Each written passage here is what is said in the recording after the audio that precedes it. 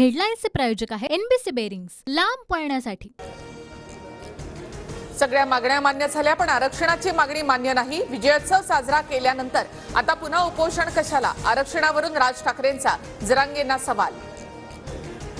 ED कारवायांवरून Thackeray बंधूंचा भाजपवर हल्लाबोल। सत्ता बदल झाल्यास कारवाया भाजपलाही परवडणार नाहीत, राज ठाकरेंचं वक्तव्य। तर भाजपमध्ये गेल्यावर ईडी चौकशी थांबते ही मोदी गॅरंटी, उद्धव ठाकरेंची टीका। माझा टोलला विरोध नाही, पण टोलच्या प्रक्रियेमध्ये पारदर्शकताही नाही। टोलबाबत उद्या मुख्यमंत्री शिंदेंना भेटणार, राज ठाकरे यांची माहिती। महाविकास आघाडीच्या बैठकीमध्ये अर्धवट मात्र सकारात्मक चर्चा। इंडिया आघाडी शिल्लक राहिली नाही, मात्र महाविकास आघाडीचा इंडिया आघाडी होणार नाही याची काळजी घेऊ। बैठकीनंतर प्रकाश आंबेडकर यांची प्रतिक्रिया। वंचितकडून महाविकास आघाडीकडे 6 जागांसाठी प्रस्ताव। अकोला, सोलापूर, दक्षिण मध्य मुंबई, परभणीसह अमरावतीचा समावेश, सूत्रांची माहिती। तर आज अजेंडा मांडला, जागा वाटपावर नंतर चर्चा होईल, आंबेडकरांची माहिती। भुजबळ भाजपच्या वाटेवर, अंजली दमानिया यांचा खळबळजनक दावा। तर भाजपकडून मला कोणतीही ऑफर नाही, भुजबळांनी दमानियांचा दावा खोडला। सुप्रिया सुळेंच्या जास्त संपर्कात असतील आणि म्हणून अंजली दमानिया यांनी असं वक्तव्य केलं असावं, देवेंद्र फडणवीसांचा टोला। तर भुजबळ भाजप नेत्यांच्या संपर्कात नाहीत, चंद्रशेखर बावनकुळे यांची प्रतिक्रिया।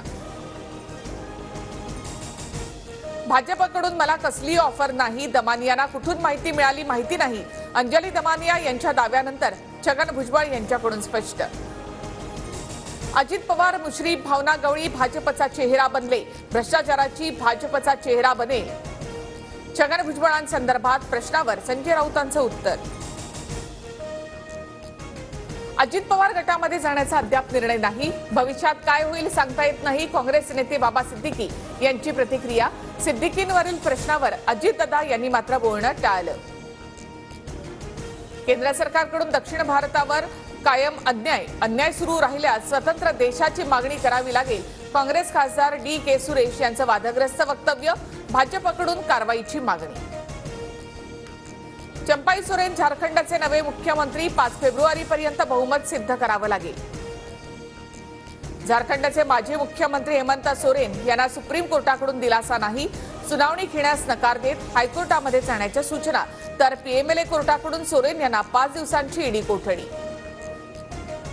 अभिनेत्री आणि मॉडेल पूनम पांडेचं गर्भाशयाच्या कॅन्सरनं निधन, 32व्या वर्षी पूनम पांडेनं घेतला अखेरचा श्वास।